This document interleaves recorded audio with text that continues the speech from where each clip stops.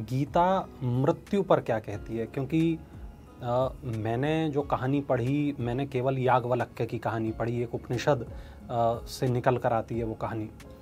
और बहुत सारे लोग ये मानते हैं कि मृत्यु पर, पुनर्जन्म पर, आत्मा को लेकर गीता में काफ़ी कुछ कहा गया है।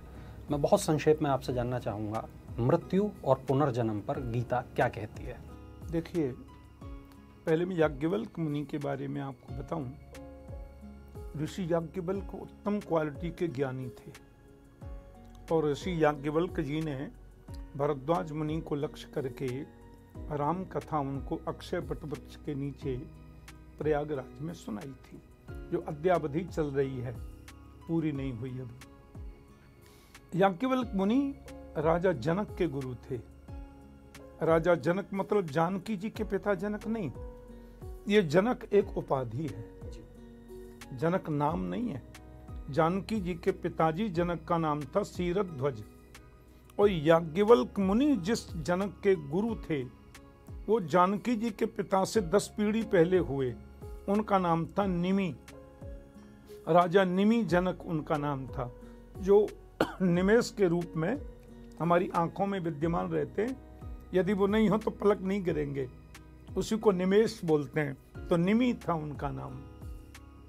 वो बहुत बड़े ज्ञानी थे। भगवान श्रीमद् भगवत गीता में कहते हैं, जातस्य ही ध्रुवो मृत्यु ध्रुवम जन्म मृतस्य च। गीता का श्लोक है।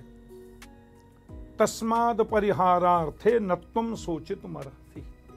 कृष्ण कह रहे हैं, अर्जुन, जिसका जन्म हुआ है, जातस्य ही ध्रुवो मृत्यु, ध्रुव माने निश्चित, जिसने जन्म लिया उसकी मृत्यु निश्चित है। और ध्रुवम जन्म मृतस्य च, मृतस्य जन्म ध्रुवम, जो मर गया उसका जन्म निश्चित होगा। इसलिए तुम इस बारे में सोचो मत। परंतु हमें भूख लगती है, ये मेरा विषय नहीं है। भूख लगना, प्यास लगना, ये प्राणों का विषय है। इच्छा, निद्रा, तंद्रा, क्लेश, भय आदि का होना, ये मन और बुद्धि का विषय है।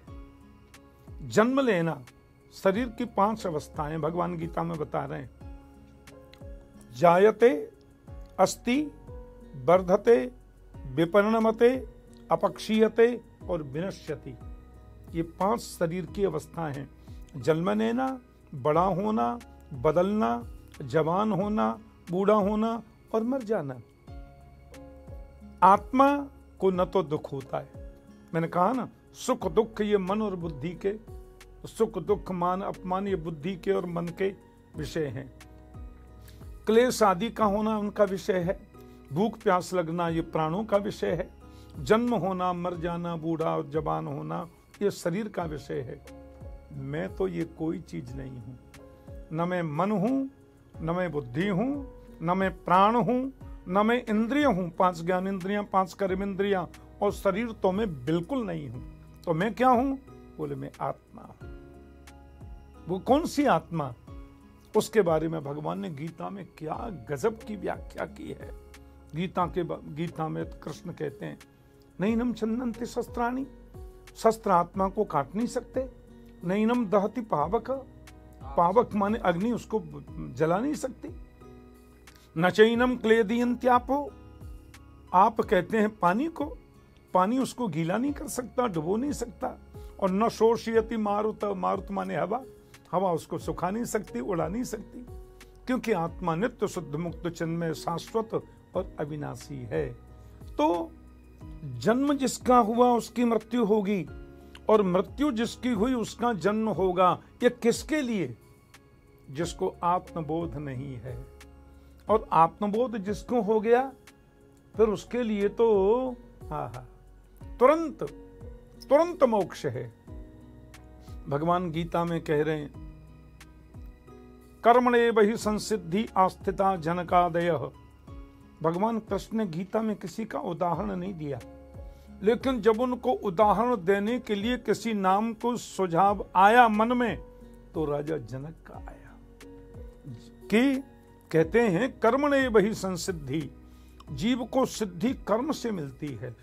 बुरा कर्म है तो बुरी सिद्धि, अच्छा कर्म है तो अच्छा फल। इसका प्रमाण कौन है? बोले आस्थिता जनकादय।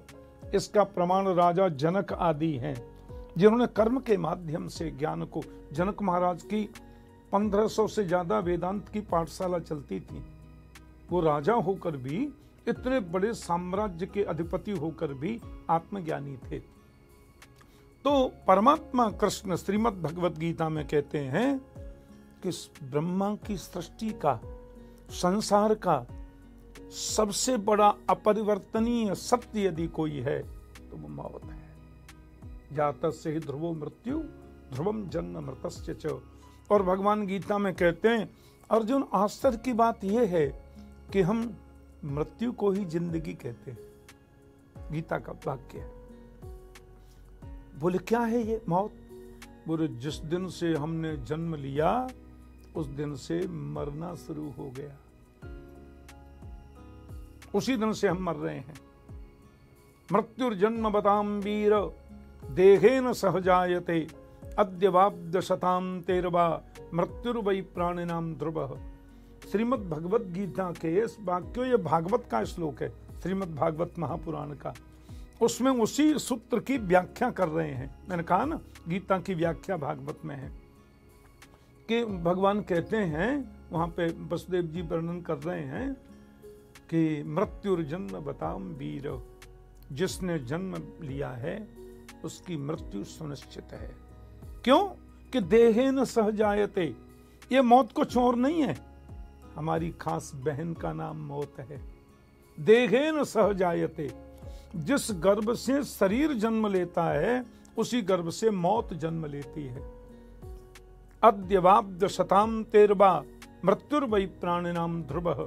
आज कल 100 वर्ष बाद मरना पड़ेगा। मैं जिस समय आपके सामने बैठा था उस समय शरीर जैसा था वैसा अब नहीं है, मैं मर चुका।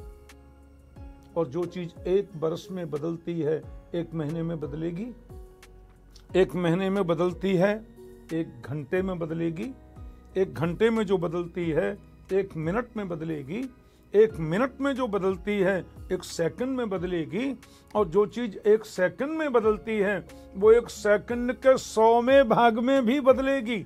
इस बदलने का नाम ही मौत है। और जिस दिन से हमने जन्म लिया उसी दिन से मरना शुरू, हमारा मीटर शुरू। और जिस दिन उसकी अंतिम परिस्थिति आएगी उस दिन प्राण निकल जाएंगे, बात खत्म। तो ये जो है मृत्यु अपरिवर्तनीय सत्य है, इसको कोई टाल नहीं सकता। और देखा जाए तो हम जी नहीं रहे, पल पल में मर रहे। जो परिवर्तन हो रहा है, मैंने कहा राम, तो र कहते समय जैसा मैं हूं वैसा मां कहते समय नहीं हूं। हर नैनो सेकंड में चीजें बदल रही हैं और यही बदलाव मृत्यु है। बहुत गहरी बात आपने कही ठाकुर जी। अगर आपको हमारा ये वीडियो पसंद आया हो तो हमारे चैनल जीवांजलि को सब्सक्राइब करें